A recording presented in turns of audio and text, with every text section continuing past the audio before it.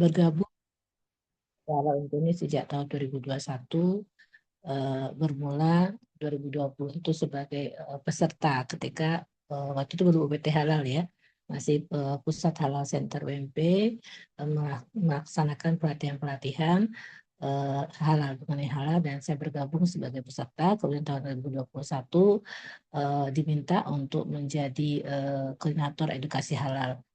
Nah, kemudian tahun 2023 karena kesibukan saya minta cuti sementara di kegiatan halal, dan akhirnya tahun 2025 kemarin diminta bergabung lagi untuk menjadi tim penilai halal. Baik, saya akan men-share PPT.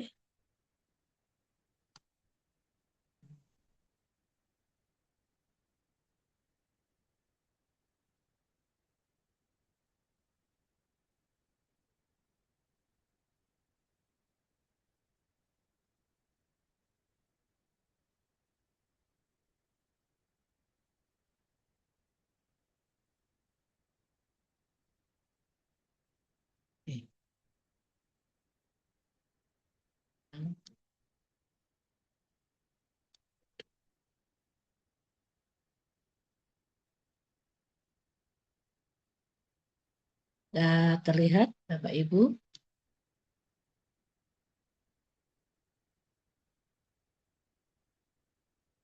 Nah, ini sertifikat kompetensi sebagai penyelia halal saya. Nah, ini saya dapat materi ini. Tapi sebelum kita masuk materi, mungkin perkenalan dulu singkat dengan peserta ya. Tak kenal maka tak sayang katanya. Saya tadi sudah memperkenalkan diri saya secara singkat. Selain sebagai bergabung di UPT Halal UMP, saya memang sehari-harinya sebagai dosen di Fakultas Pendidikan dengan tugas tambahan koordinator prodi Magister PAUD UMP. Silakan Bapak Ibu, siapa nih? Dari mana dulu? Saya serahkan ke panitia lah, bagaimana baiknya perkenalannya.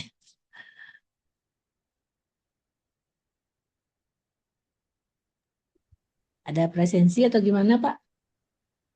Alhamdulillah, rekaman presensi kita via Google Form insya Allah. Untuk menyapa para pesertanya kita, atau saya sapa saja ya mungkin ya. Boleh, Dari boleh. ini ada Bapak Anuat Romale. Ini bahasa Thailand mungkin ya.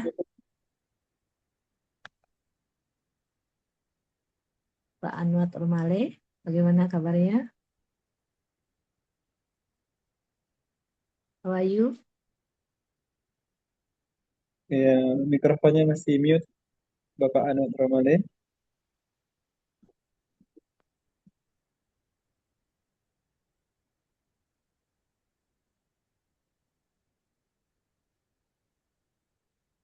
Belum terdengar ya? Tapi kalau Arif, insya Allah kedengaran.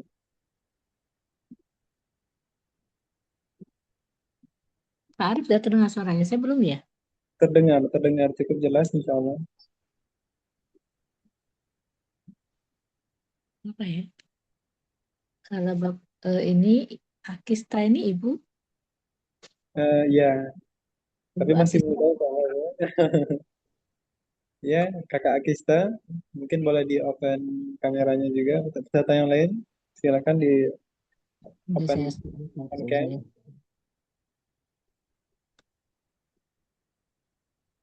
Ya, Bu Roza juga ada. Ibu Eli Rosefa, Ibu Eli Rosefa dari mana? Mungkin disebutkan nama apa instansinya ya. Pak dari utusan mana? Ibu Eli Rosefa.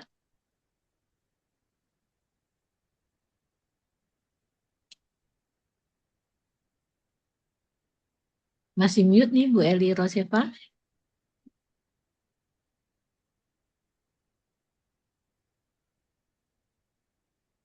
Ibu Jasmina Roza, boleh juga.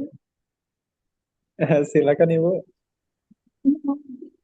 Ya, saya Bu Jasmina Roza dari SPPG Supak 2 Solo. Oh, Solo. ya. Berarti 2 hari kemarin sudah datang ke WMP ya Bu ya? Iya, Bu. Tunggu, sekarang kita dari mana ya? Oke, Ini Bapak Anwar Romale. Iya, Bu. Saya dari Thailand, Bangkok, Bu. Bapak bisa bahasa Indonesia karena apa nih? Saya Itu penasaran. saya pernah belajar di Indonesia. S1 Di di Surabaya. Universitas di Surabaya ya. Oh, baik. Selanjutnya ini Bapak Stephen Thomas Anggianto.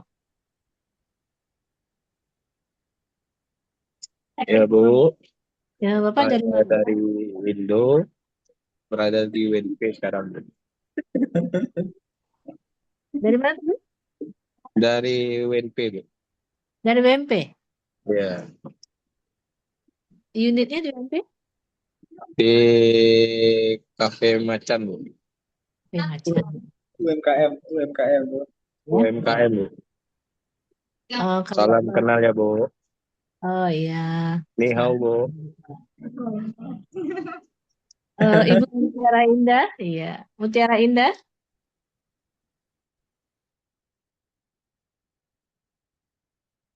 Mungkin ada kesibukan Ibu Mutiara Indah.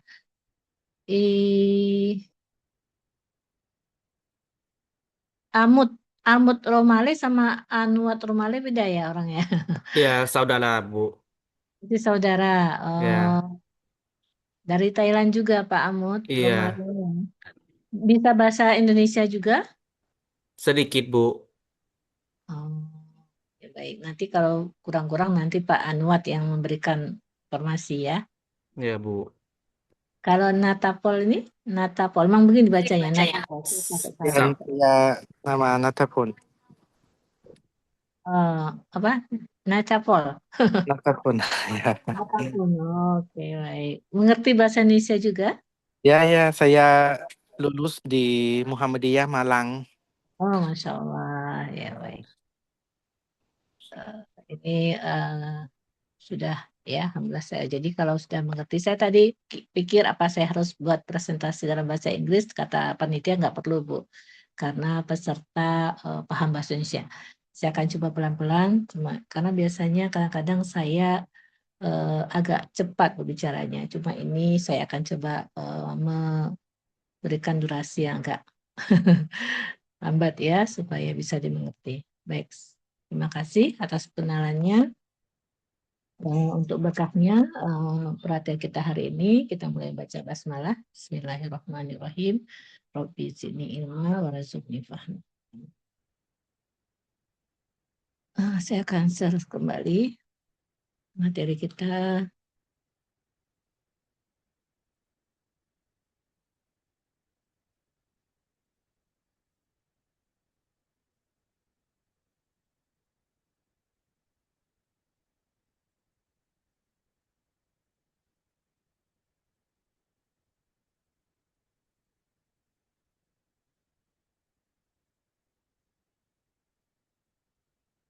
Kita bicara tentang audit internal penerapan sistem jaminan produk halal SPJPH. Bapak Ibu kemarin 2 hari yang betul terus dan mendapatkan materi ya yang dari narasumber yang berkompeten terhadap materinya. Maka pada hari ini kita lanjutkan perhatian ini dengan materi audit internal penerapan sistem jaminan produk halal. Apa itu? Ini adalah satu proses sistemik, independen, dan terdokumentasi untuk mendapatkan bukti audit internal halal dan mengevaluasinya secara objektif. Jadi kita melakukan audit untuk menentukan sejauh mana kriteria audit internal halal telah terpenuhi. Jadi di dalam tugas kita sebagai penyedia halal, kita harus memastikan bahwa apa yang sudah kita laporkan dalam sistem jaminan produk halal itu sudah terlaksana dengan baik, bukan hanya di atas kertas. Maka kita diminta untuk melakukan audit di dalam perusahaan atau UMKM kita sendiri. Itulah tugas salah satu juga tugas dari penyelia halal. Nah, mengapa audit ini diperlukan? Karena tadi kita perlu mencek kesesuaian seluruh proses produksi apakah sudah sesuai dengan standar syariat dan standar perusahaan ya.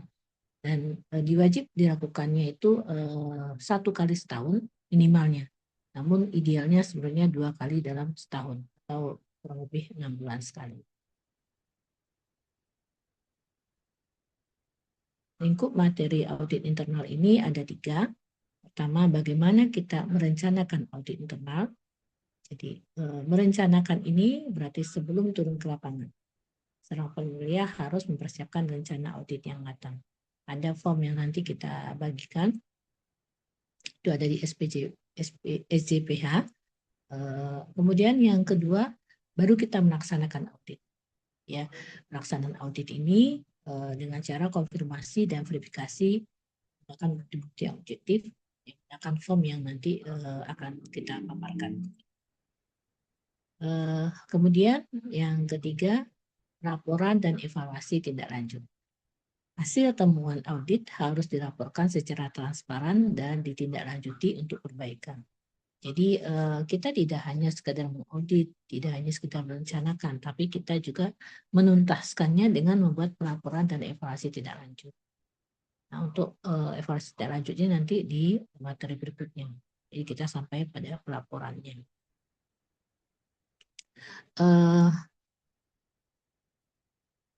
Maka tujuan pelatihan ini setelah peserta mengikuti pelatihan untuk materi ini, maka diharapkan peserta memiliki pengetahuan, keterampilan, sikap kerja yang diperlukan untuk melakukan rencanakan audit internal. Kemudian peserta memiliki pengetahuan, keterampilan, sikap perilaku yang diperlukan untuk mengkaji ulang pelaksanaan audit internalnya, dan peserta memiliki pengetahuan, keterampilan, dan sikap perilaku yang diperlukan dalam menyusun laporan ketidaksesuaian hasil audit internal. Jadi laporan. Ya, sepertinya share screen-nya masih di slide 1 gitu ya, Bu? Oh, gitu. Atau berpisah dengan antara yang saya derat di sini ya. Saya sudah kemana-mana nih. ya ini masih di slide 1, Bu. Atau kayaknya share screen-nya, display-nya Bentar ya.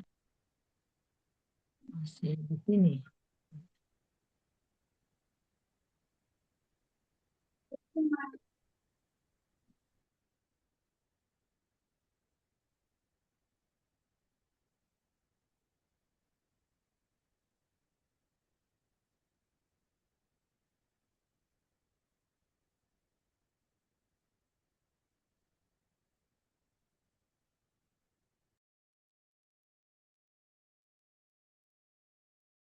Ini saya coba lagi ya Pak ya.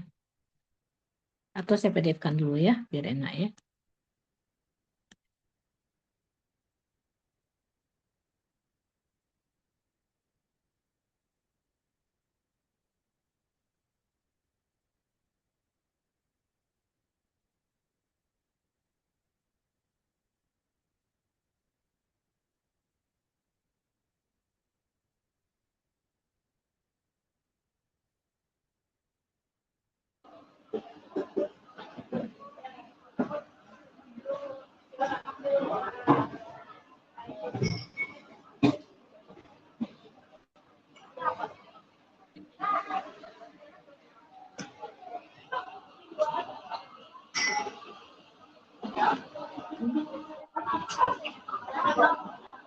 Bisa PDF-kan. Tadi saya sudah ini berarti tadi nggak tayang ya Pak ya? enggak, tapi alhamdulillah sekarang udah. Nah, ini sertifikat kompetensi saya. Ini yang saya sampaikan tadi akan ke audit internal penerapan penjaminan halal. Ya. Pertama, penerapan sistem halal, evaluasi sistematik, independen, terdokumentasi untuk memperkasi bukti audit internal halal. Dan evaluasinya secara objektif untuk menentukan sejauh mana kriteria audit internal halal telah dipenuhi. Dan tujuannya tadi sebutkan untuk mengevaluasi apakah kita sudah melakukan proses yang diharapkan dalam sistem dengan vertikal. Jadi dari kepentingan yang ada dari rangkaian proses produksi apakah bisa dilakukan sesuai dengan standar yang diberikan pada sistem jaminan produk halal.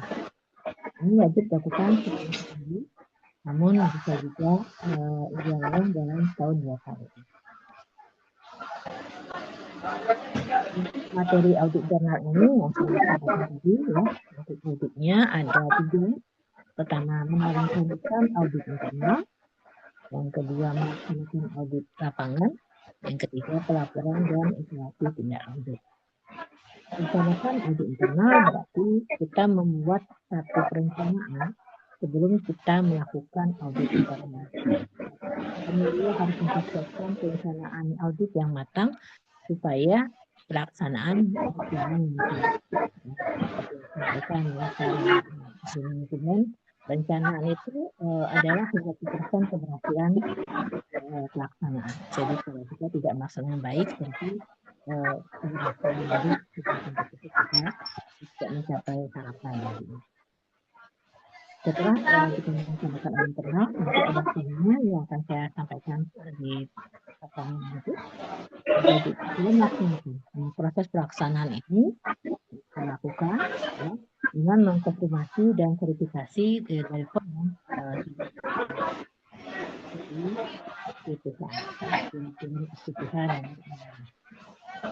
dan yang ketiga, tugas kita tidak hanya dari merencanakan dan melaksanakan, seorang penyelia juga melakukan pelaporan dan evaluasi tindak lanjut. Hasil temuan audit internal itu harus dilakukan secara transparan dan ditindaklanjuti untuk perbaikan.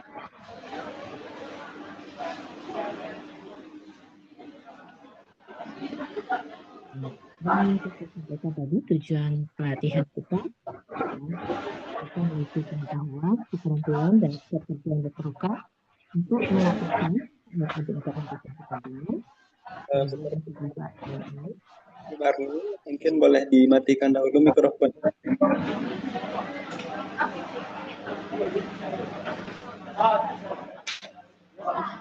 Mohon maaf untuk Ibu Desi Marni. Ya.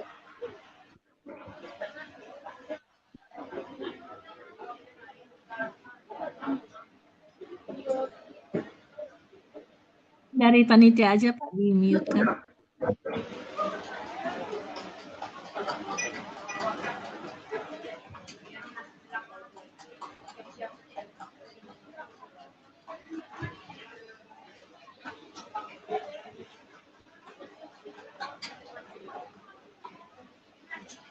Gimana Pak Arif, kita lanjut atau bagaimana?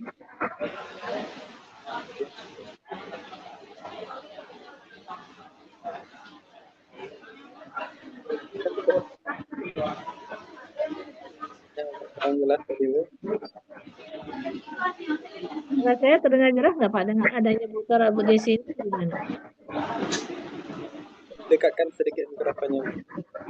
Nah, begini sudah? Udah. Karena Bu Desinya enggak terdengar suaranya kita panggil-manggil. Bu Desi bisa dimatikan, di-mute kan Bu Desi?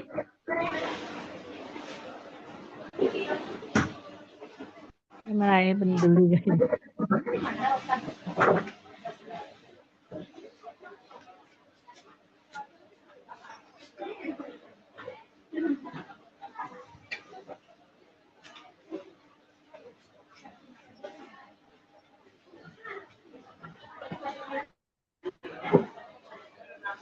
Panitia nggak bisa mem-mute kan ya Pak?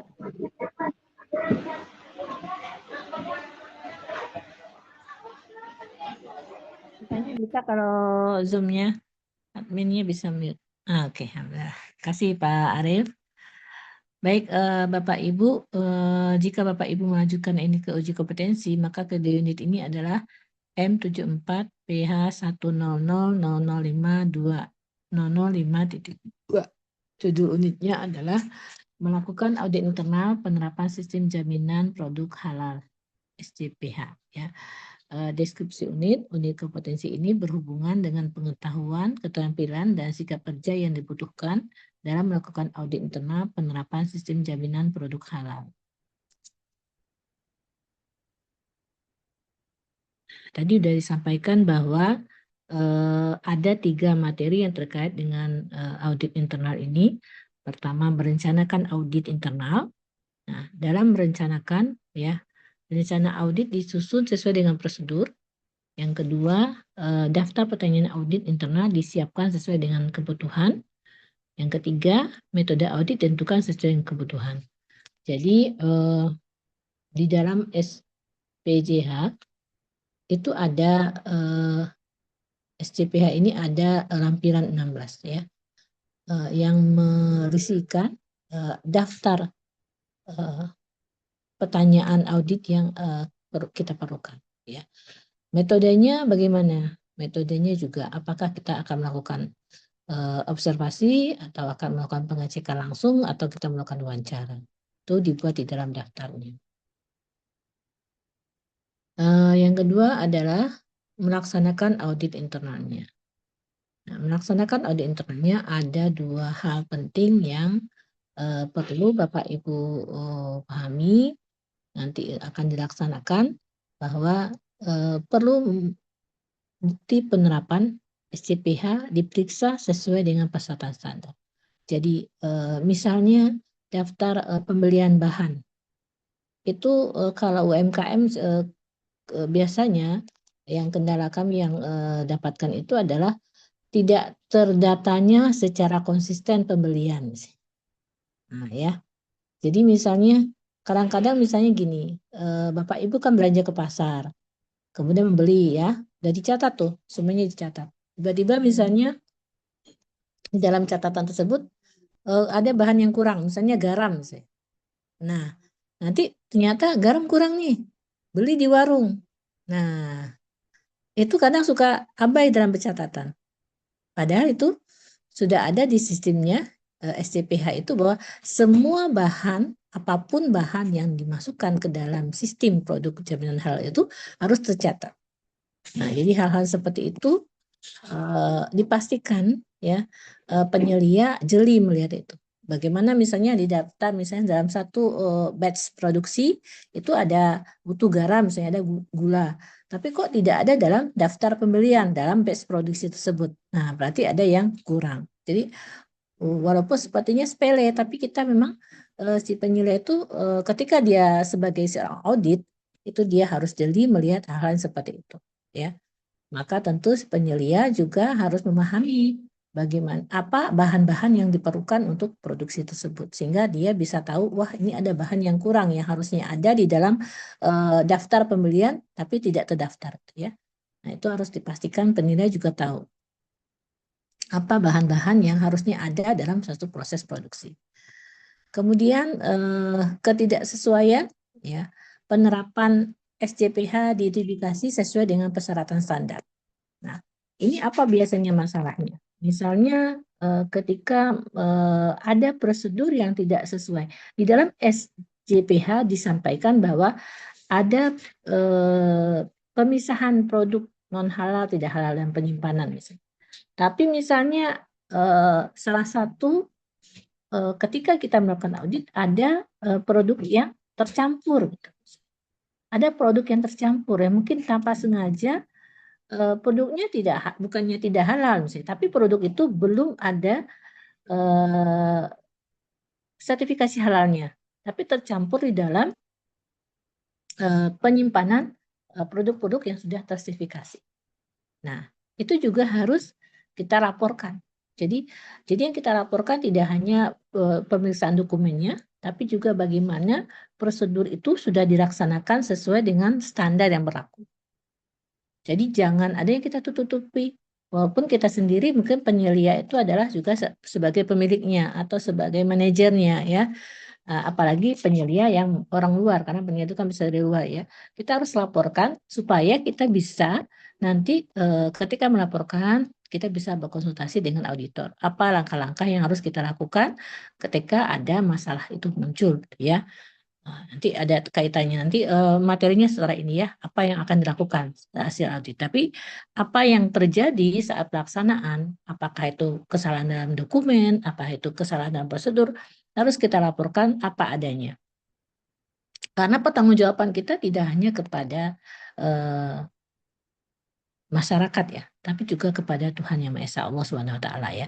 Jadi kejujuran kita di sini dipentingkan untuk kelanjutan umat ya. Jadi ketika penyelia sebagai tulang punggung untuk prosedur halal di dalam internal telah melakukan ketidakjujuran, tentu masyarakat menjadi tidak bisa percaya nanti dengan sertifikasi halal yang diajukan pemerintah. Itu sinilah kita berperan untuk mendukung sistem jaminan halal ini untuk melaksanakan kerja kita sesuai dengan prosedur. Kemudian setelah kita melaksanakan audit internal, maka kita perlu menyusun laporan audit internal. Nah, di dalam laporan audit internal ini ada 4 hal yang perlu kita laporkan, ya, yang perlu kita lakukan. Pertama adalah laporan audit internal disusun sesuai dengan hasil audit internal. Tadi yang saya sampaikan ya, ketika kita melaksanakan, kita menemukan temuan-temuan, maka tentu temuan itu jangan disembunyikan. Temuan itu harus diungkapkan, harus disampaikan. Apapun yang terjadi harus disampaikan. Yang kedua, pihak yang berkepentingan diidentifikasi sesuai kebutuhan. Nah, misalnya tadi kita ada temuan tadi ya, daftar pembelian. Kok tidak ada garamnya? Nggak mungkin nih masakannya nggak ada garam. Kok tidak ada gula pasirnya misalnya di daftar pembelian?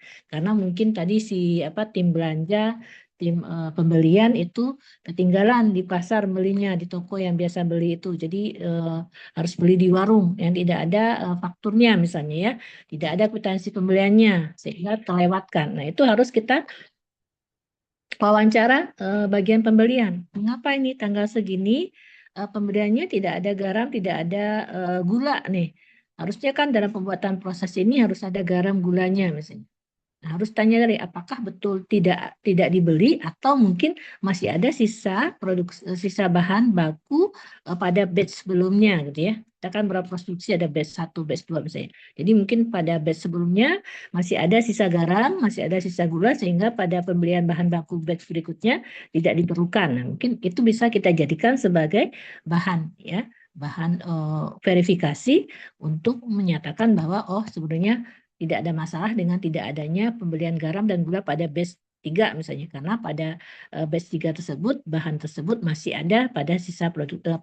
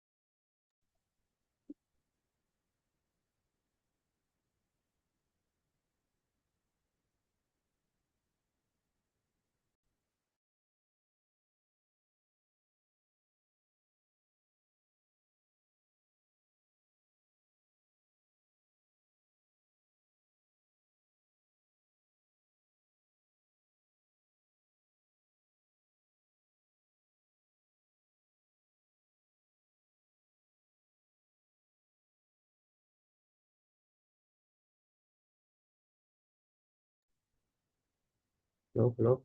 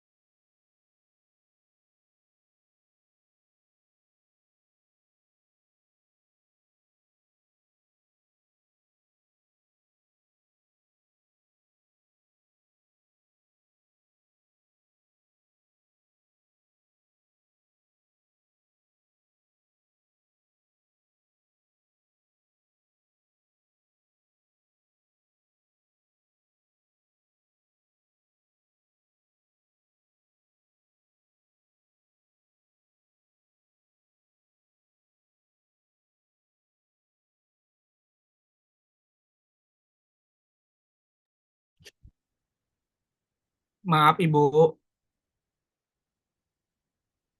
saya belum mendengar suara Bu.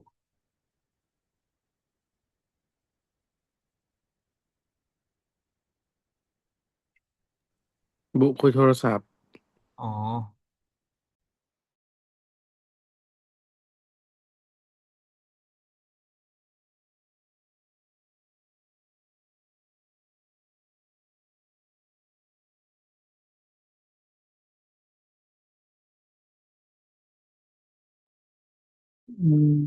Maaf Bu, kayaknya yang di rekaman HP-nya nggak masuk Bu ya. Oke, oke.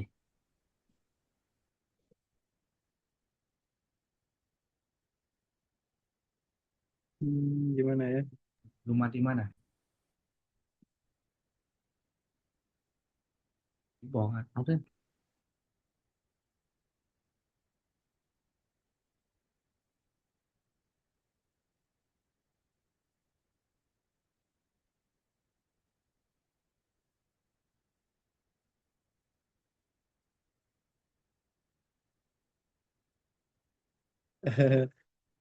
Maaf sebelumnya Bu, untuk rekaman dari HP-nya mikrofon Ibu kayaknya mati atau soalnya tidak ada suaranya. Rekaman dari HP, mikrofon yang di HP-nya nggak hidup. Aja bisa dihidupkan Bu. Sampai di mana tadi Pak Arief? Yang terlemparnya. Bu, berapa menit yang lalu ya kira-kira? Slide ini udah, ya slide yang ini. Pas slide. Saya nggak sadar nih saya terlempar. Karena gambar saya masih ada di sana. Iya. Ini kalau saya terlempar di telepon aja Pak. Jadi biar kan teleponnya langsung aktif. Ini sudah tadi gimana? Saya udah penjelasan saya pas ini terdengar nggak suaranya? Yang ini tadi ada ya, tadi ada rasanya. Jadi pas yang ini, pas yang batasan variabel ini yang tidak terdengar suaranya. Ya, boleh Bu. Mari Bu, silakan lanjutkan Bu. Nah, baik, nanti gitu aja ya Pak Arief kalau suara saya tidak terdengar karena biasalah kalau Zoom ini kadang sinyal kurang stabil ya kan. Oke. Atau sampai dari situ dulu ya, sampai di sini ya, sampai kita bisa diselingi tanya jawab kalau Bapak Ibu ada yang diragukan ya. Saya ulangi lagi untuk batasan variabel. Jadi dalam unit kompetensi ini ya melakukan audit internal bertujuan untuk menilai tadi disampaikan ya kesesuaian penerapan SJPH di pelaku usaha apakah sesuai dengan peraturan sertifikasi halalnya atau tidak ya. Kemudian rencana audit mencakup ya tujuan, sasaran, ruang lingkup, sumber daya, dan jadwal audit internal. Jadi tadi disampaikan kita membuat perencanaan. Nah, maka rencana itu harus mencakup tujuan, sasaran, ruang lingkup, dan sumber daya serta jadwal audit internal. Ruang lingkup audit internal itu meliputi seluruh aspek yang ada dalam SJPH ya dan bukti penerapannya. Tadi saya sampaikan ketika kita memeriksa melakukan audit maka kita harus memeriksa dari awal ya. Ada 14 lampiran sebelum lampiran audit internal ini yang harus kita cek ya untuk dokumennya. Nah, jadi untuk metode itu tadi kan di sini dituliskan bahwa metode dapat berupa wawancara, pemeriksaan dokumen, dan observasi lapangan. Di dalam prakteknya saya lebih suka kita lakukan dulu pemeriksaan dokumen. Ya. Jadi kita minta kepada bagian-bagiannya, buyernya kah, bagian produksi, dokumen-dokumen yang sudah dipersyaratkan, kita cek dokumennya, nah baru kita lakukan wawancara. Kalau saya seperti itu biasanya ya. Jadi Bapak Ibu bisa saja wawancara, tapi kalau saya lebih memilih kita periksa dokumennya dulu. Nah, seperti tadi ya, dokumen pembelian, dokumen yang lainnya gitu ya. Nah, setelah Jika di antara dokumen tersebut ada yang meragukan, baru kita tindak lanjutin dengan wawancara. Tapi boleh juga wawancara lebih dahulu, boleh ya. Kemudian observasi lapangan seperti itu, proses produksinya. Ketika proses produksi, ketika penyimpanan, kita cek lapangan. Apakah kondisinya sesuai dengan dilaporkan atau tidak. Ya. Nah, kemudian kalau tidak, lakukan wawancara dengan tim, ya, dengan anggota kita. Bagaimana prosesnya? Tadi saya berikan salah satu contohnya adalah ketika adanya kasus barang yang diidentifikasi yang tidak ada sertifikat halalnya ada di tempat penyimpanan kita, di cooler kita misalnya. Nah, itu apa proses itu, hasil audit kita itu harus dilaporkan tentunya, dan kita cek verifikasi dengan wawancara. Mengapa hal itu terjadi, itu harus jelas kita laporkan.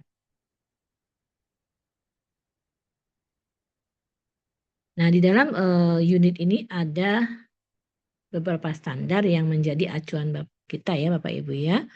Jadi Bapak Ibu bisa mencek ini nanti ketika akan melakukan audit supaya sesuai dengan harapannya. Pertama, Bapak Ibu nanti melihat sistem manajemen halal, kemudian pemotongan halal pada unggas, pemotongan halal pada hewan, kemudian persyaratan umum pangan halal, bisa juga persyaratan bahan pangan halal, persyaratan bahan obat halal, tergantung nanti unit usaha Bapak Ibu.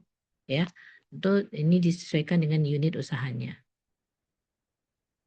Nah, ini yang saya sampaikan tadi, ini ada di dalam lampiran 6 form daftar periksa audit internal. Ya.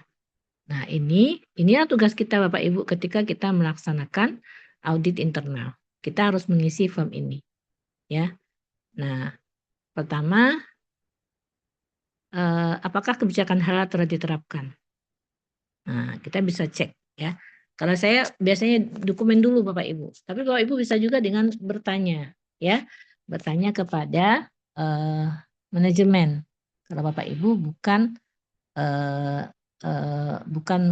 penilai halal, bisa sebagai manajer, juga bisa terpisah. Nah, apakah kebijakan halal telah diterapkan atau tidak?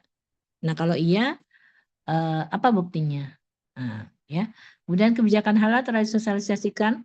Nah, ini kan di awal Bapak Ibu sudah diberitahukan oleh narasumber ya, bahwa kebijakan halal itu harus disosialisasikan oleh penyelia. Nanti Bapak Ibu tugas pertama sebagai penyelia itu nanti mensosialisasikan tentang kebijakan halal ini di unit usaha Bapak Ibu masing-masing. Nah, jangan lupa nanti Bapak Ibu ada foto dokumennya ya, apakah video, dokumen, kemudian daftar hadir.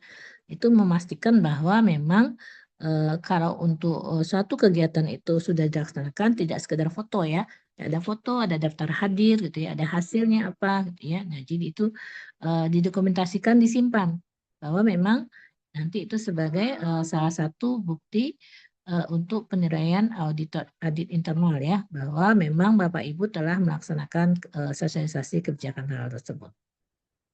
Nah, ini karena pertanyaan lanjutannya apakah ada bukti gitu ya. Nah, ini juga bisa untuk komitmen dan tanggung jawab ini bisa Bapak Ibu tambahkan daftar pertanyaannya. Jadi yang 3 di atas itu wajib ada, Bapak Ibu juga bisa menambahkan daftar pertanyaan sesuai dengan kebutuhan.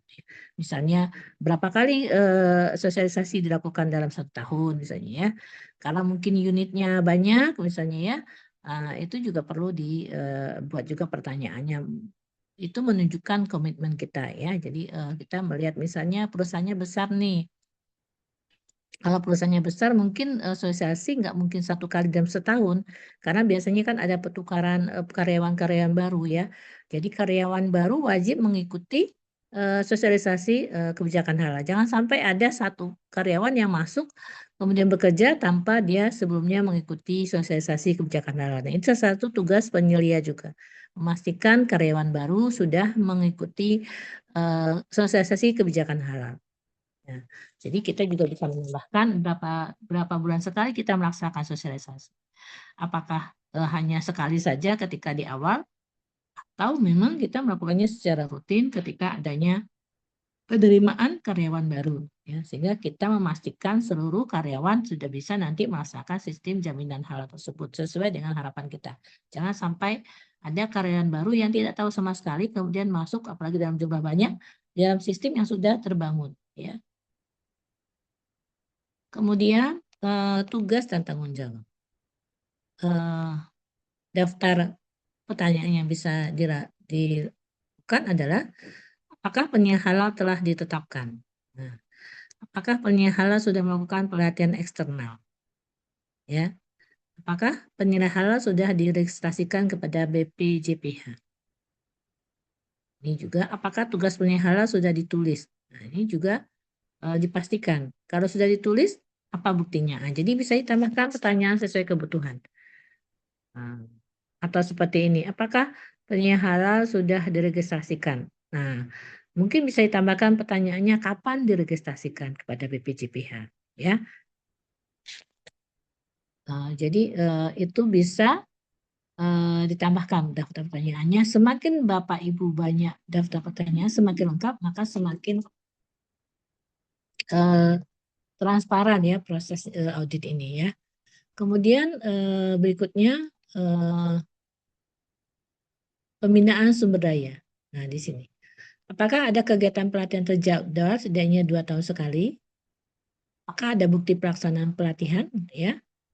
Nah, jadi atau mungkin bisa ditambahkan juga berapa orang yang dikirim oleh perusahaan untuk mengikuti pelatihan dalam setahun sekali atau 2 tahun sekali. Ya, juga bisa ditambahkan pertanyaan seperti itu.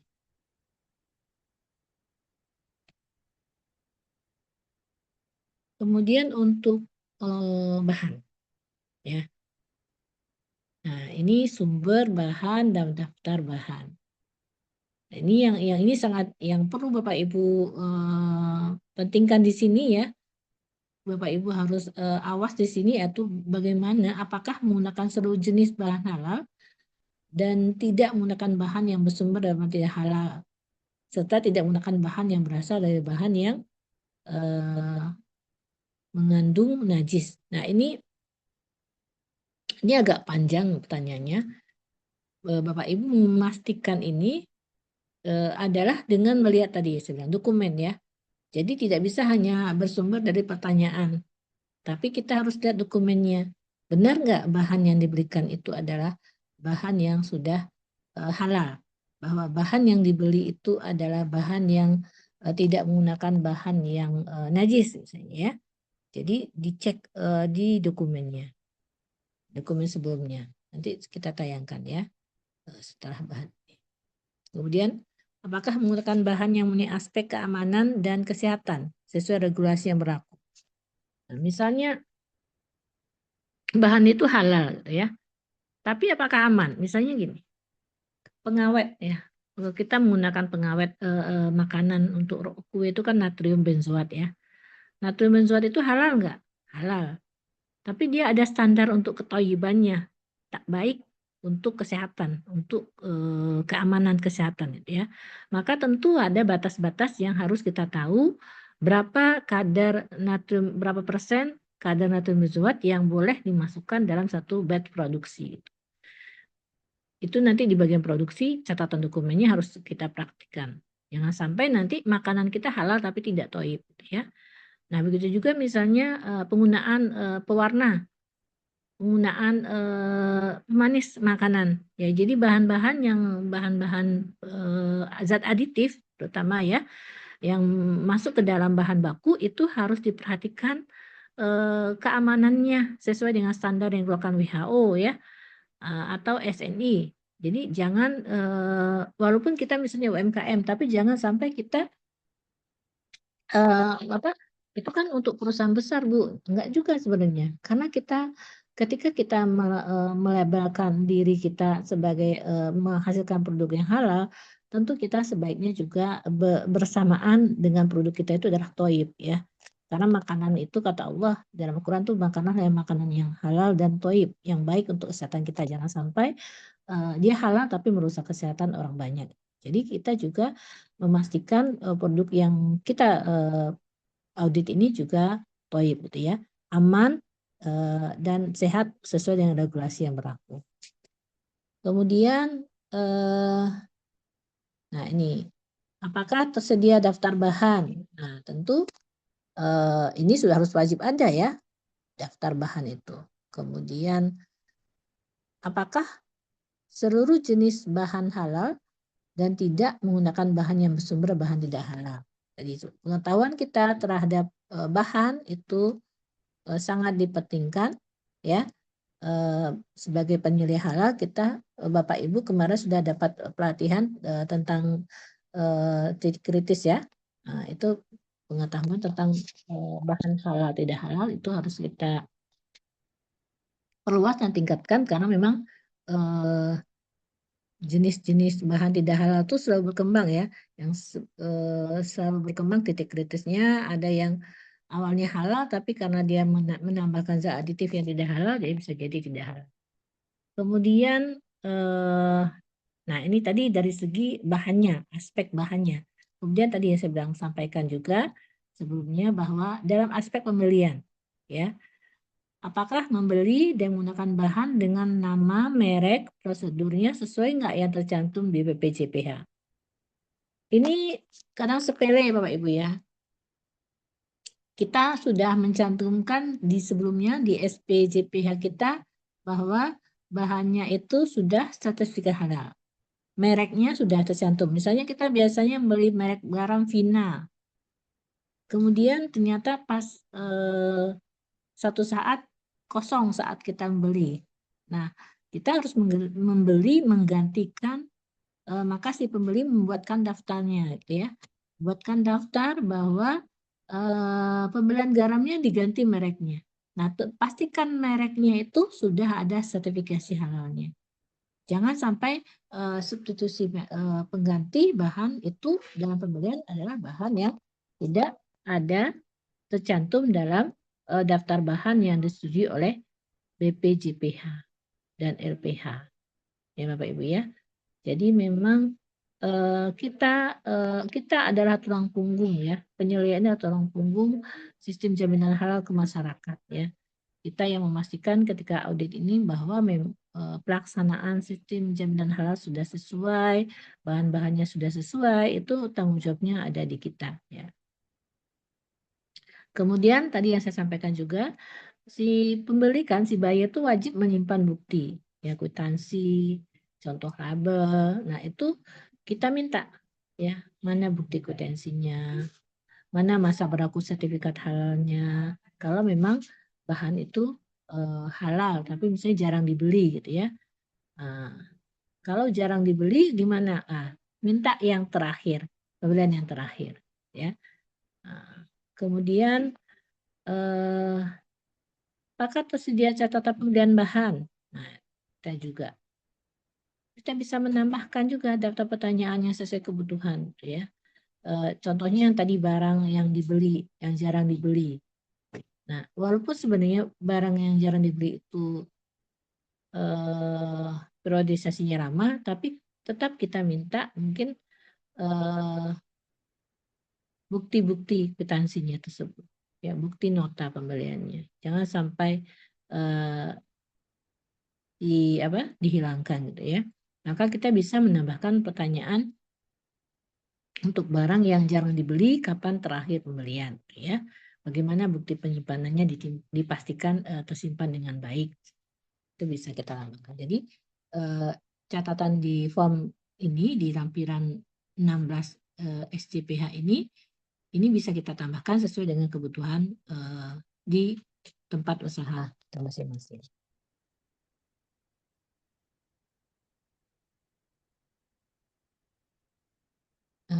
Masih bahan ya. Ada pendukung bahan. Pertama, apakah pendukung bahan dibutuhkan dalam rangka sertifikasi halal? Tentu ya, menyediakan dokumennya. Kemudian melakukan pemantauan dan pembelian dokumen. Ya. Kemudian menyediakan dokumen pendukung yang berupa surat pernyataan fasilitas produksi yang bebas dari babi, ada statementnya ya. Nah, kemudian itu dikeluarkan oleh produsen bahan. Nah, jadi bukan dari suppliernya. Jadi misalnya Bapak Ibu dalam membeli bahan yang bukan barang dalam kemasan tapi dalam jumlah besar, dalam curah, itu kan kalau beli curah itu kan tidak ada mereknya ya, tapi harus dibuatkan bahwa ada surat dari produsen bahwa memang barang ini halal. Misalnya beli minyak goreng dalam kapasitas banyak gitu ya, kan tidak ada mereknya tuh. Tapi pastikan ada surat-surat yang menyatakan yang dikeluarkan oleh produsen bahwa memang minyak goreng ini sudah halal gitu ya. Jadi bukan berarti saya belinya curah nih, nggak ada buktinya, nggak bisa seperti itu. Jadi tetap ketika pembelian secara curah itu mintalah dari produsen menunjukkan bahwa bahan ini adalah halal gitu ya. Dalam diskusi kami dengan para tim halal itu kita pernah diskusikan bahan-bahan yang secara alami yang menurut MUI itu sudah halal, tapi dalam distributornya itu diragukan kehalalannya, maka kita bisa juga meminta kepada distributor bahwa proses distribusi dari produsen ke kita itu dilakukan dengan sistem yang halal. Kita meminta surat kesediaannya. Karena ada kasus gini loh Pak. Bapak Ibu ya. Misalnya kita penjual kacang kue kacang gitu ya. Kita penjual kue kacang maka kita perlu bahan baku kacang tanah. Tentu kita dengan harga murah kita akan mencari di mana nih petani yang supplier kacang tanah yang banyak gitu, yang besar dengan harga murah misalnya. Itu ada ternyata di luar provinsi Sumatera Barat misalnya. Nah, ketika kita sudah deal dengan suppliernya, maka kita harus pastikan produsennya di mana. Ya, walaupun sebenarnya itu kan cuma kacang tanah halal lah. Belum tentu Bapak Ibu. Belum tentu ya. Kenapa saya bilang belum tentu? Karena ketika misalnya kacang tanah itu dibawa ke kita, kemudian di dalam truk pengangkutnya itu ada daging yang tidak halal, nah darahnya bercampur dengan kacang tanah, nah gimana kehalalan kacang tanah itu? Ya, jadi bukan berarti semua bahan alam itu halal dengan sendirinya. Tentu kita perlu waspada, kita perlu hati-hati, ya.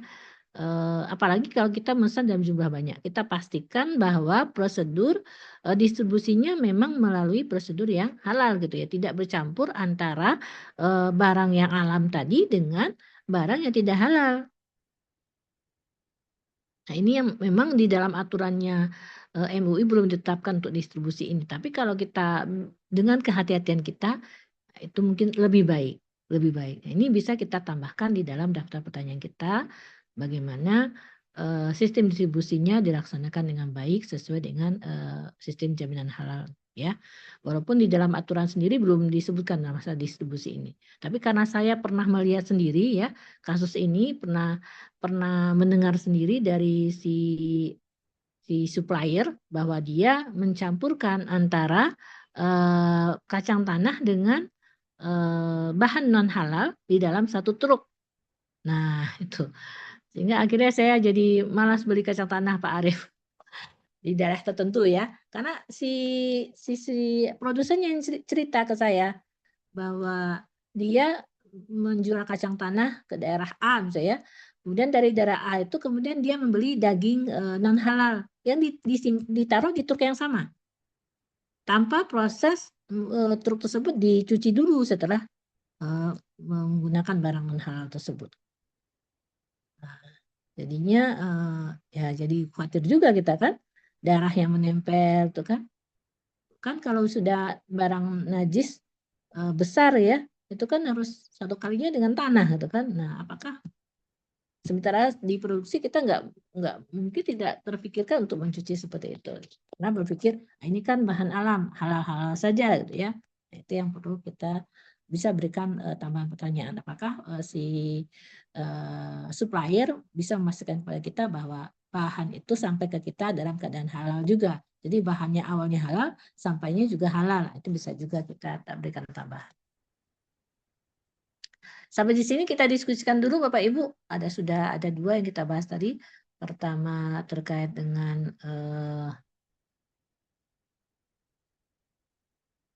komitmen dan tanggung jawab serta bahan. Jadi sebelum saya masuk ke form yang ketiga, mungkin ada yang tanyakan dulu, kita diskusikan dulu, silakan. Ini ada komitmen dan tanggung jawab. Yang kedua bahan. Kita akan masuk kepada form yang ketiga yaitu proses produksi halal. Tapi sebelumnya mungkin silakan ditanyakan dulu terkait dengan komitmen tanggung jawab. Ada yang mau kita diskusikan?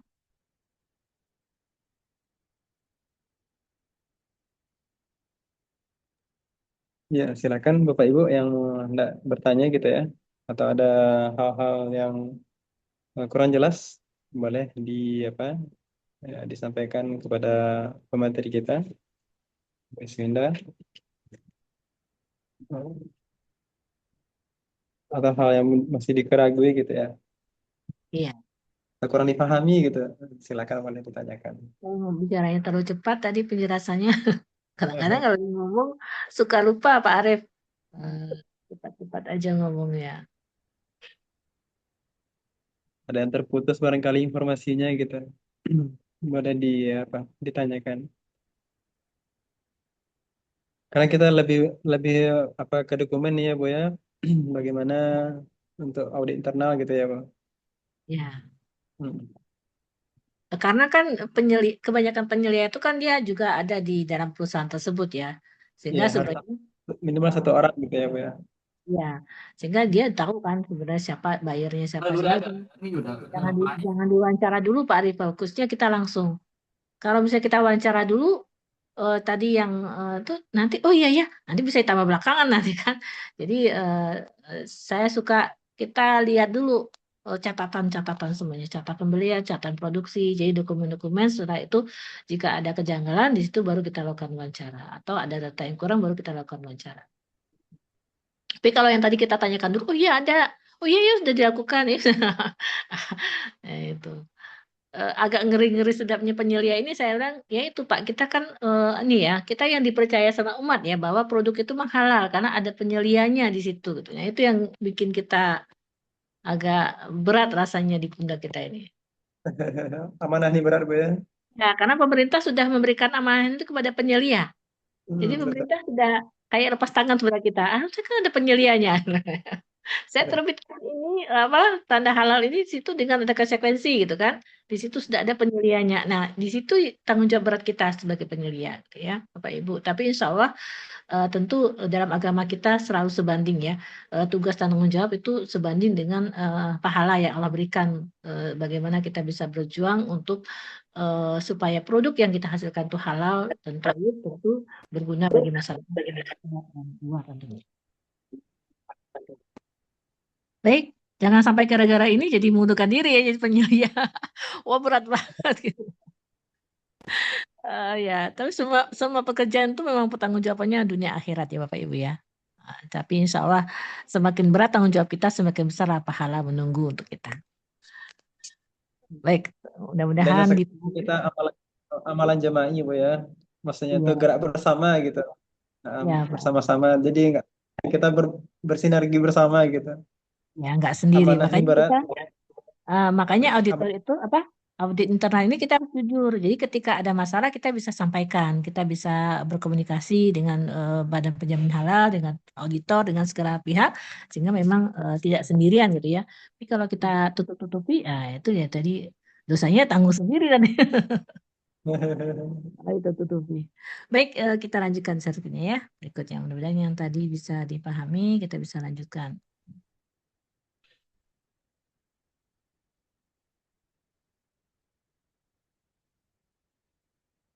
Kita lanjutkan ke proses produksi halal ya.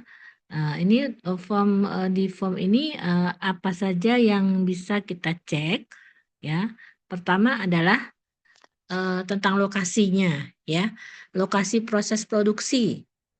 Nah, kan itu sudah di awal ketika mengisi SJPH itu kan sudah diberikan alamatnya. Bagaimana? Apakah produksi itu memang telah dipastikan ya tempatnya itu jauh dari peternakan babi atau kegiatan pengolahannya ya. Kita mau bikin produksi nugget tapi di sebelah kita ada peternakan babi. Nah, coba pikir ulang untuk melaksanakan produksi di sana gitu ya. Jadi jangan nanti masyarakat khawatir gitu ya. Walaupun itu kan beda ruangan itu, tapi kan ini kita mencegah kontaminasi karena bersebelahan misalnya ya. Jadi resiko-resiko itu harus kita antisipasi dari awal.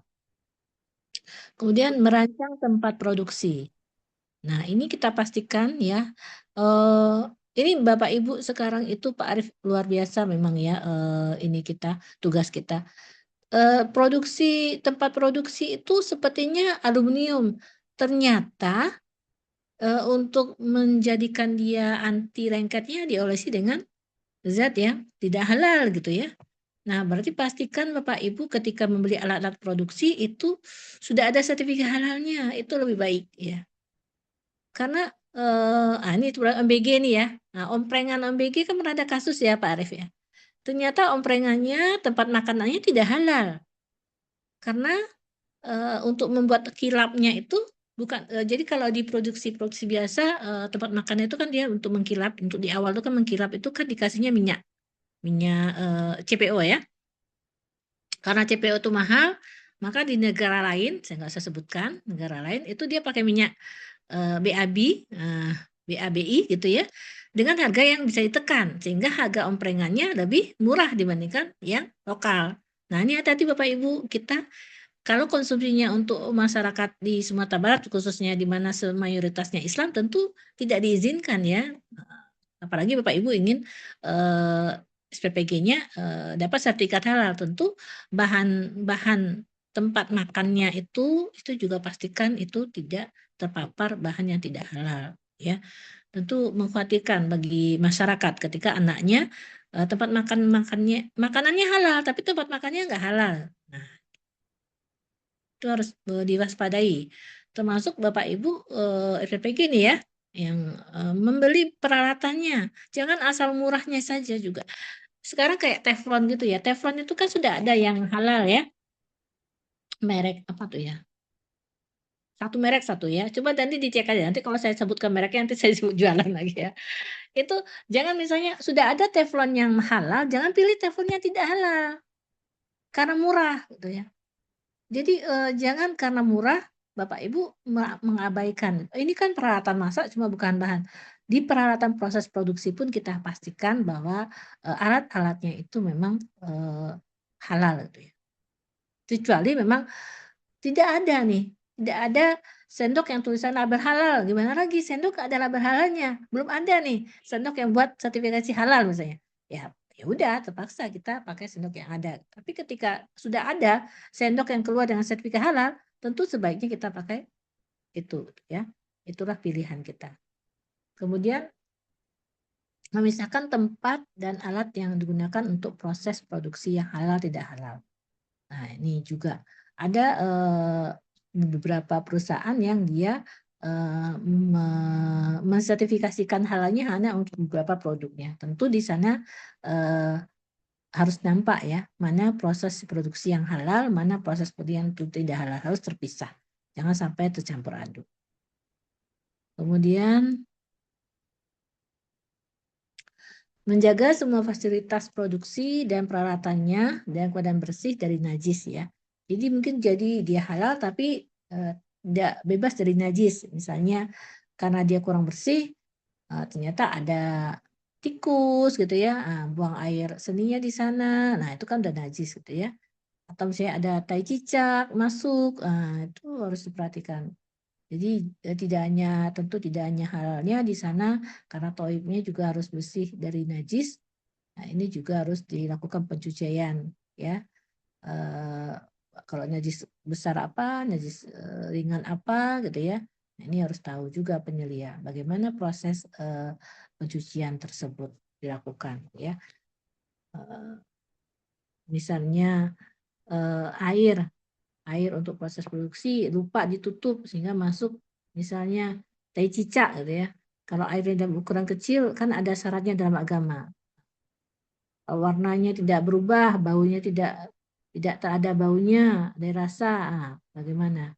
Ada standarnya ya. Jadi kalau tidak berarti air itu tidak bisa digunakan karena sudah masuk kategori najis. Kemudian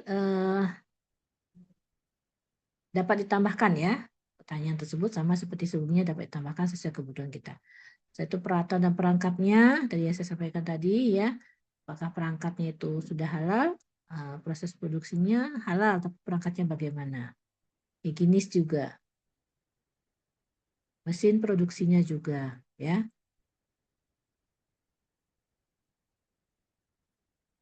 Nah, ini termasuk nih Pak Arief dan teman-teman yang memproduksi tahu misalnya ya. Tahu dan tempe yang halal. Nah, dia mau mengajukan tempenya untuk sertifikasi halal. Tapi prosesnya masih diinjak-injak. Kan, kan katanya supaya bagus tempe itu dan cepat produksinya setelah itu diinjak-injak untuk mengeluarkan kulitnya itu ya. Kulitnya itu kan menghambat ya. Nah, maka supaya cepat diinjak. Nah, itu kan secara higienis tidak higienis ya. Atau kalau orang zaman dulu tuh ya saya lihat ya Pak Arief, dia membuat tahu, bajunya dibuka, terus diaduk-aduk tuh, masuklah keringatnya ke dalam panci itu kan. Nah itu kan, aduh, masya Allah. Kalau kita ingat zaman dulu tuh luar biasa ya. Kita kurang memperhatikan hal seperti itu. Itu kan masuk katanya resepnya itu, semuanya keringatnya masuk ke dalam itu. Kan panas tuh ya, adonan tahu tuh ya. Diaduk-aduknya, masya Allah. Itu kalau kita lihat itu jadi nggak mau beli tahu, nggak mau beli tempe gitu ya. Nah sekarang kan sudah ada tempe halal gitu ya, tahu halal. Nah mudah-mudahan produksinya harus diperhatikan. Jangan sampai kita mengklaim produksinya tahu kita produknya halal, tapi prosesnya tidak sesuai, gitu ya, tidak higienis gitu ya. Nah, jadi pastikan semuanya. Tentu sekarang sudah ada mixer ya kan, nggak perlu kita yang ngocok-ngocok sendiri lagi. Ada alat mixer berapapun kapasitinya sudah ada. Nah, tapi tentu kita pastikan kapasiti mixer kita itu bahan-bahannya ya tentu tadi saya bilang kalau bisa ada sudah sertifikasi halal. Kalau tidak ada ya kita untuk tawakal dulu ya sambil kita mencari peralatan-peralatan yang sudah tersertifikasi. Kemudian untuk produk lagi ya, yang keempat tadi ketiga proses produksi 4 produk, apakah produknya sudah disertifikasi halal ya, didaftarkan, kemudian menghasilkan produk yang dari yang halal ya. Apakah fasilitas yang digunakan untuk produk dihasilkan tidak bercampur? Kemudian apakah produk yang dihasilkan tidak mengandung nama, bentuk, atau profil? Ini terkait dengan nama-nama nih, Bapak Ibu yang punya resto ya. Kemarin di Padang tuh ada kemarin tuh viral mie Nerako gitu ya. Nah, kan mie-nya itu halal semuanya, tapi dari namanya enggak. Nah, jadi diganti bukan Narako, Naraki misalnya ya. Nah, jangan sampai namanya itu mengandung unsur-unsur yang ngapain orang makan nama itu kan doa ya.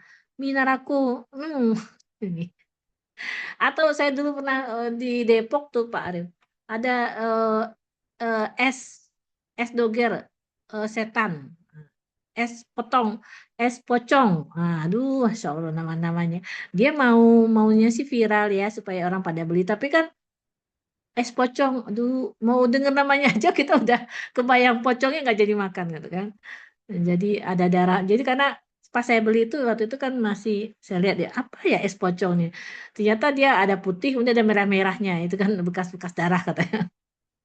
Jadi kayak es doger sebenarnya. Jadi es doger yang dibuatkan bentuknya mirip-mirip pocong gitu. Jadi sebenarnya jadi kalau dia mengajukan kehalalan itu ditolak ya. Jadi dari segi nama, dari segi bentuknya jangan sampai mengarah kepada hal-hal yang tidak halal gitu ya atau tidak toib. Ya, jadi berdasarkan fatwa MUI juga dilarang gitu ya memberikan nama-nama yang tidak baik kepada produk. Kemudian tadi, apakah menghasilkan produknya yang aman untuk dikonsumsi tadi? Dia halal, tapi pewarnanya terlalu banyak misalnya. Atau menggunakan pewarna yang bukan pewarna makanan. Nah, jadi tidak toib, tidak aman nanti dikonsumsi. Dipastikan dia sudah menggunakan pemanis buatan yang dibolehkan oleh standar SNI atau WHO, tapi jumlahnya tidak sesuai gitu ya. Nah, itu juga jangan sampai terjadi. Jadi dipastikan dalam proses produksi hasil yang didapatkan. Kebetulan saya latar belakangnya analis kimia. Kalau produk di perusahaan kan sebelum produksi semua bahan dianalisis, komposisinya termasuk proses produksi, setelah selesai produksi dianalisis kembali. Jadi apakah sesuai ketentuan antara misalnya kadar proteinnya, kadar karbohidratnya. Mungkin kalau SPPG belum sampai ke sana ya Bapak Ibu ya. Belum kandungan nutrisi dari yang dihasilkan. Harusnya idealnya seperti itu Pak Arief. Jadi satu porsinya ini nanti dianalisis berapa proteinnya, berapa karbohidratnya, sehingga nanti baru kita bisa menentukan berapa kebutuhan anak Indonesia dengan umurnya, apakah berapa persen yang sudah dipenuhi oleh SPPG gitu kan. Misalnya Iya. kebutuhan proteinnya sehari itu 8 gram misalnya. Tapi yang diperoleh dari BGN itu, dari SPPG itu hanya 4 gram per hari. Berarti kan berapa persen orang tua harus memberikan protein tambahan di rumah, kan harusnya seperti itu. Tapi karena tidak ada, nah belum ada ya, ini masih proses kita ya, program pemerintah ini. Saya sih berharap nantinya setiap proses produksi itu ada hasil analisa dari laboratoriumnya, sehingga kita tahu berapa proteinnya, karbohidratnya yang sudah diberikan hari itu kepada anak kita, sehingga kita orang tua memberikan tambahan berapa persen lagi gitu kan. Kilokalorinya, Bu, ya. Kilokalorinya. Ya, itu seperti itu. Jadi sekarang kan belum ya. Nah, tapi untuk minimal memberikan hal-hal yang toib itu tadi ya. Jangan sampai anak-anak suka warna, setiap hari dikasih pewarna makanannya. Jangan juga gitu ya. Misalnya ini untuk SPPG untuk anak PAUD nih. Anak-anak tuh kan suka warna-warna makanan. Dikasih aja warna setiap hari, kan tidak toib juga gitu. Jadi memang itu harus diperhatikan juga Bapak Ibu ya. Jadi tidak hanya halalnya saja menjadi patokan kita, tapi juga apakah makanan itu aman dikonsumsi setiap hari masalahnya kalau SPPG itu ya, untuk dimakan oleh orang yang sama.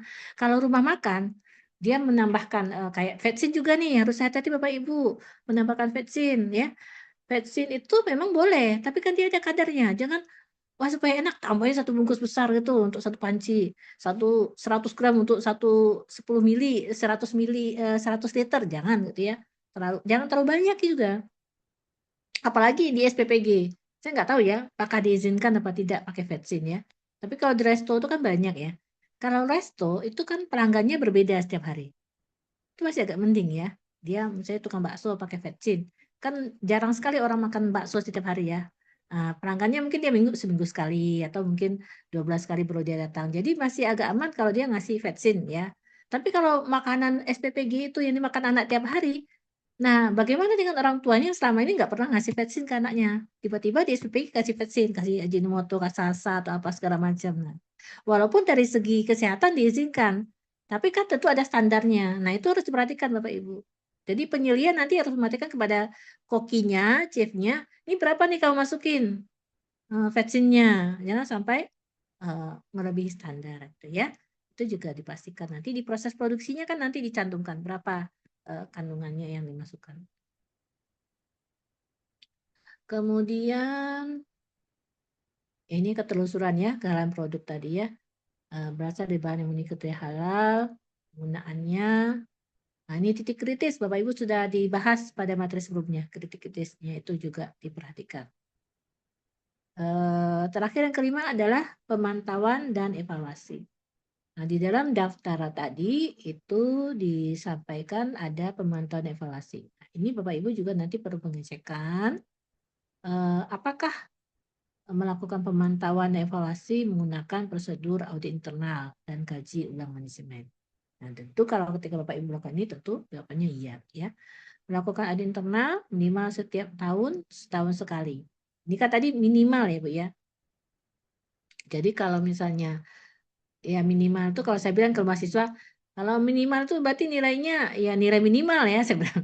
Kalau mau nilainya A berarti di atas minimal yang dikerjakan gitu. Jangan sampai saya bilang minimal kamu pergi ke sana terus bawa 2 buah roti misalnya ya.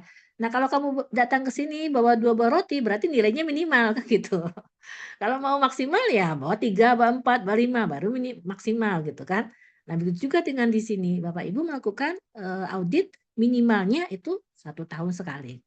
Tapi kalau misalnya produksinya banyak, produksinya besar, tentu 1 tahun sekali terlalu banyak dokumen yang diperiksa nanti. Ngap juga kalau sendirian ya penyelianya misalnya. Nah, mungkin bisa prodik misalnya 3 bulan sekali yang di SPPG karena produksinya tiap hari nih. Pembedanya tiap hari misalnya ya, karena pembedanya tidak seperti misalnya kalau kita buat misalnya buat nugget gitu ya. Buat nugget mungkin nggak tiap hari kita buat produksi nugget. Kita produksi nugget nih. Kita beli mungkin satu batch produksi bisa untuk sebulan sekali baru kita buat gitu ya kalau untuk UMKM ya kan. Tapi kalau SPPG kan setiap hari tuh. Nah, kalau misalnya setahun baru diaudit, wah kayak saya pikir nanti bisa berhari-hari tuh Pak Arief baru selesai auditnya ya kan. Nah, ini mungkin memudahkan Bapak Ibu, ya jangan tunggu setahun sekali, walaupun tulisannya minimal 1 tahun sekali gitu ya. Sesuaikan dengan kebutuhan di perusahaannya. Ya, sesuaikan kebutuhan di UMKM-nya. Kalau memang rasanya banyak, buat pembeliannya banyak, proses produksinya banyak, mungkin bisa 6 bulan sekali, bisa 3 bulan sekali, sehingga kerjanya tidak repot nantinya. Ya. Jangan nanti setelah audit internal penyelia pada sakit gitu ya, karena dokumennya banyak gitu, baru setahun baru diperiksa. Oke.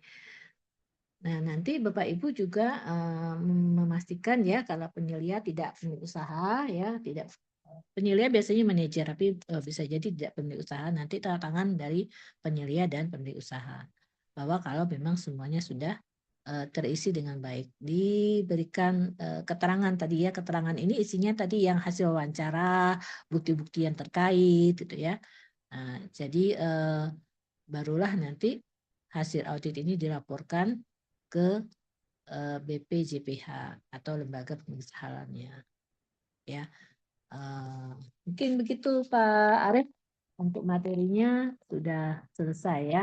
Mungkin kita bisa 10 menit terakhir. Ada yang diskusikan, silakan. Ya, Alhamdulillah. Terima kasih Ibu untuk pembahasan materinya. Kepada Bapak Ibu peserta, barangkali ada hal-hal yang masih mengganjal di sesi kedua ini gitu. Mungkin boleh ditanyakan langsung. Nah, soalnya kita sesekali ketemu Ibu ini dan Alhamdulillah Ibu juga analis kimia gitu ya. Insya Allah sekali. Ya, barangkali nanti bisa lebih detail jawabannya gitu. Kira-kira nanti boleh juga diminta kontak Ibu nanti ya Bu untuk peserta. Ada yang apa lebih personal gitu. Karena kondisi di lapangan ini kayaknya soalan kimia lebih banyak disentuh nanti ya Bu ya. Iya Pak, karena apa? Kita mau nggak mau ya di pasaran itu memang untuk melihat mata itu bagus dikasih pewarna. Untuk menghindari budget harga gula yang tinggi kasih pemanis gitu kan. Nanti untuk biar rasanya kuat kasih penguat rasa. Semuanya serba kimia kan. Memang di standar Indonesia itu diizinkan, tapi kan apakah penyelia tahu gitu kan? Maka saya bilang dicek gitu ya. Ya. Standar-standarnya yang diizinkan gitu. Karena kadang proses produksi kan dia ingin bagaimana tampil cantik, bagaimana tampil menarik, bagaimana itu manis gitu ya. Kadang-kadang terlupakan. Kalau untuk perusahaan itu ya saya bilang tadi itu sudah ada bagian laboratoriumnya ya yang memeriksa, memastikan ya. Kebetulan saya juga pengalaman ketua laboratorium itu untuk di Pakan Ternak tapi. Nah, itu kita periksa di awal dan di akhir. Tapi kalau di UMKM kan tidak ada laboratoriumnya. Nah, kita yang memastikan bahwa di awal saat produksi, pastikan tidak terlalu banyak zat-zat tambahan itu dimasukkan. Atau jangan setiap hari gitu ya. Apalagi di SPPG. Jangan setiap hari menggunakan zat aditif.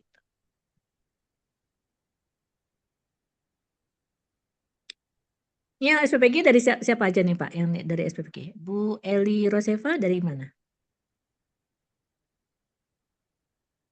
Bu Eli Roseva itu dari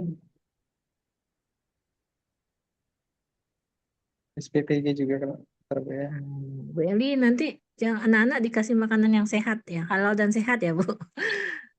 Oh enggak, kalau Bu Hmm. Eli dari PT Daleta Rancak Bana ini ada produk beliau nanti insya Allah Bu. Ya. Ada produk dari PT Daleta Rancak Bana, Masya Ya, Allah. ya Bu, ya Pak, maaf saya lagi di jalan. Ibu, Ya, Ibu. ya saya bagian ini Bu, mau produksi sabun pencuci piring Bu. Nah, sabun pencuci piring. Kan sabun pencuci Ya, piring ada pewarnanya nanti kan, Bu. iya Bu. Kan ada pewarnanya itu ya. Eh, iya, ini kan yang hijau itu Bu, hijau. Ya. Bisa hijau, bisa kuning, nggak harus standar hijau kan Ya, sekarang, Bu. iya, iya, iya, kita fokus yang hijau berjeruk nipis. Ah, ya, Ya, pastikan nanti pewarnanya juga sudah tersertifikasi halal dan thayyib ya, Bu. iya, siap Bu. Hmm. Siap Bu dokter. Yang dari SPPG Yang juga ada nih bukan Kak SPPG Agnes. ini. Bu Kak Agnes Mutiara ini, Bu Mutiara Indah dari mana nih? juga dari SPPG juga Bu. SPPG Kota Marapak Pariaman, Ah, Pariaman ya, Timur. Bu. Ya, Eh, saya nitip ini ya, yang untuk SPPG terutama untuk anak PAUD nih. Jangan terlalu banyak vaksinnya. Nanti anak-anak sudah apa? Jadi harus dipisahkan sebaiknya Bapak Ibu. Ini untuk anak SD, ini untuk anak PAUD gitu ya. Kalau anak-anak sudah terkontaminasi dengan makanan yang manis-manis, kemudian penguat rasanya kuat ketika dia masih TK gitu. Nanti kesananya susah kita Pak untuk dia makan itu semuanya hambar katanya. Jadi mengapa anak-anak kita malas makan? Itu karena dia sudah terkontaminasi dengan penguat rasa sejak kecil, sejak PAUD itu gitu. Nah, jadi kenapa anak-anak kita tuh malas makan? Semua nggak mau ini nggak mau ini nggak mau karena dia kalau nggak ada penguat rasa semua makanan tuh nggak ada nilai rasa di lidahnya lagi, udah mati rasa dia. Nah, jadi akhirnya malas makan. Makanya ciki-ciki karena ciki-ciki itu kan sebagian besar udah pakai penguat rasa semuanya. Kita bisa lihat sebagian anak sekarang semuanya ada rasa ayam panggang, semuanya zat aditif semua. Karena dia sudah terpapar sejak dini. Nah, kalau SPPG bisa menghadirkan makanan-makanan yang minim penguat rasa, tentu kita sangat apresiasi, terutama untuk nanti makanan untuk anak TK, anak PAUD ya, anak SD gitu, dikurangi lah, mungkin supaya mereka kalau mau kasih pewarna ada batas-batas wajar tentu bisa gitu ya. Mungkin itu Pak Ariel. Ya Bu Mutiara ya, nitip pesan nih saya nih untuk SPPG. Ya kalau boleh tahu Kak Bu Mutiara Bu, apa aja nih sekolah-sekolahnya yang disentuh, apakah ke SD atau ke TK gitu? Mohon maaf Pak, sebelumnya suara saya Pak kedengaran? Ya Kedengaran terdengar. bisa. Ya.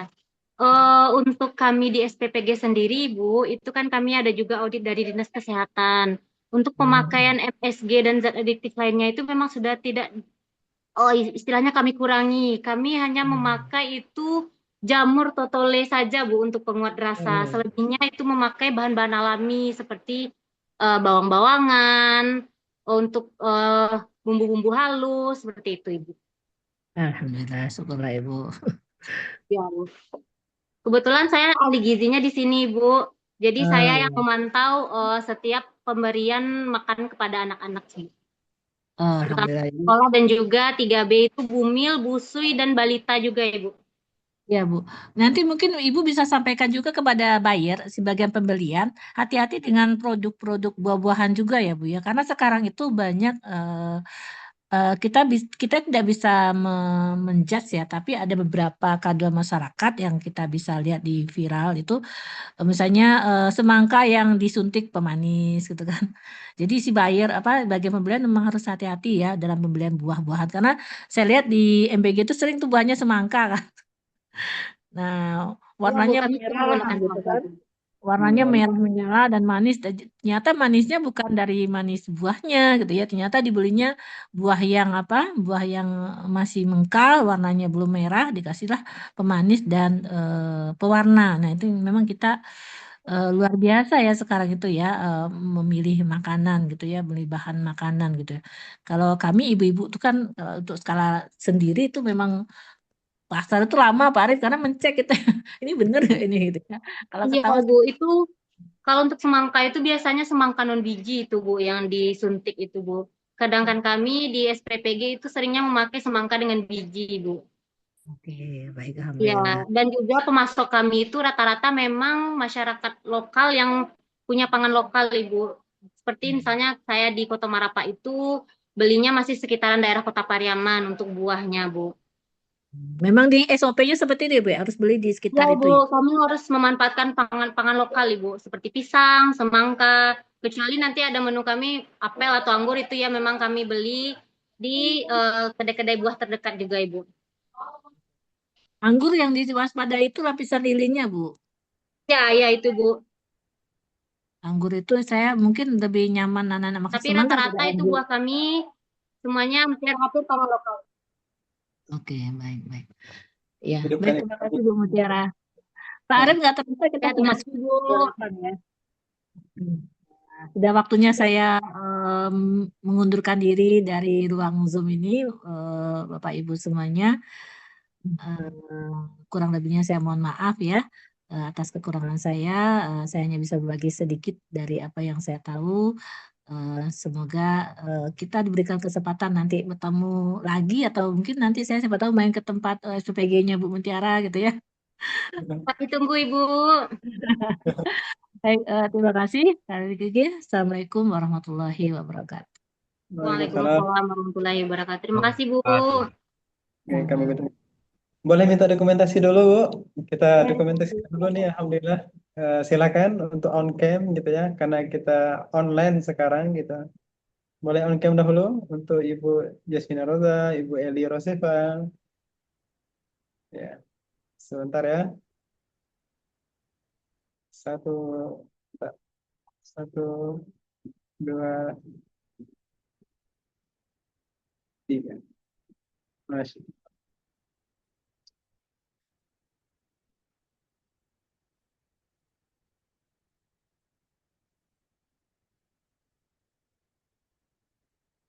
Boleh diganti gaya? Satu, dua, tiga. Oke, terima kasih Bapak Ibu. Terima kasih juga Ibu. Alhamdulillah kita tutup dengan lafaz hamdalah untuk sesi ini. Dan disempurnakan doa kafaratul majlis subhanakallahumma wa bihamdika asyhadu an la ilaha illa anta astaghfiruka wa atubu ilaik. Insyaallah kita break dahulu Bapak Ibu yang ada hidangan kopi di depannya, silakan dinikmati. Insyaallah nanti di sesi ketiga kita akan bersama Bapak Henry Andi Mesta itu terkait dengan evaluasi tindak lanjut hasil audit internal gitu. Itu kita mulai di 10.45, kurang lebih 15 menit ke depan. Kita manfaatkan untuk rehat sejenak, coffee break di tempatnya masing-masing. Demikian, Assalamualaikum warahmatullahi wabarakatuh.